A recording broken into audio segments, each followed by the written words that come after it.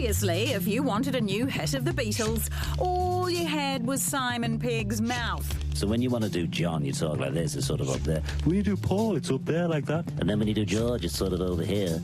And Ringo's right at the front like that, you see. So that was my full Beatles in your mouth trick. Ugh. But now, using an old John Lennon demo tape discovered back in the 90s and Peter Jackson's AI cleanup software, which I'm choosing to call Peatbot 900, you get this, the Beatles' last ever song.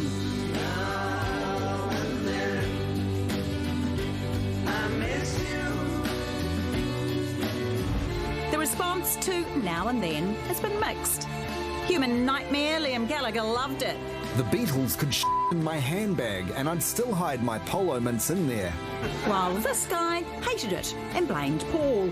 I think Paul jumped the shark. I think he kind of butchered the song. So at least we've got something to argue about. Until the next last Beatles song, of course. Joining us now, Beatles enthusiast Jimmy Metherill. Now, Jimmy, I'm sure that you've listened to Now and Then maybe 100 times by now. What is your verdict? Is it worth the wait? Yeah, I think it is kind of worth the wait. It's pretty beautiful, spooky kind of John Lennon song, and it's really nice that it's kind of been dusted off and tidied up and put out to the world as the last track you're going to hear from the Beatles. There's been a lot of criticism of Paul McCartney. Has he butchered this, do you think? I mean, it's not ebony and ivory, so I don't think so. You know, I actually was kind of surprised how restrained he was. It's kind of a haunting, spooky song without lots of dorky maca all through it. So I was kind of surprised that he was so restrained.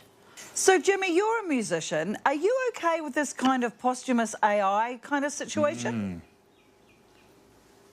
Yeah, it's an interesting one. In this case, I kind of am, because it's not like they're recreating John's voice or, you know, like, it's not AI John. They've just extracted his voice from the piano so they could, you know, clean it up. So in this case, I'm kind of okay with it, yeah. No, but you shouldn't be, because this is evil. Like, if George didn't want it out there, he is past now. You can't dig up his old, like, scraps and release it. They're just trying to make money. This is a cash grab. No, I don't think so. You know, like, it's something they'd all worked on together, and at the time, Paul said, you know, he was going to finish it at some point, and he's kind of seen that through. People will be looking at their TVs thinking, this is a young guy, young musician. What does he care about the Beatles, a band that split up more than 50 years ago? Well, you know, like most people, I just kind of grew up listening to the Beatles. Like, I remember road trips. We had the cassette tape, and I think, like, the music's so kind of evergreen, and, like, you know, so many people there'll be people now that are like, whoa, have you heard this? Because they're kind of like these classic, amazing tracks, and they have a huge catalogue. So, you know, it's kind of nice that this is the final one that we're going to get from them. Jimmy, thanks for your analysis. Enjoy listening to that track a few more times, and thanks for your time tonight. Thanks, guys. Hey everyone, welcome to Friday Night on the Project. Justine Smith is here. Great to see you, Josie. You a Beatles fan?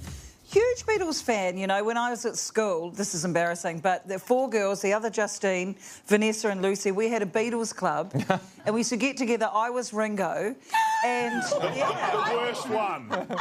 He's not the worst one. He's easily the worst one. No, you shut your mouth. Always go for the drummer.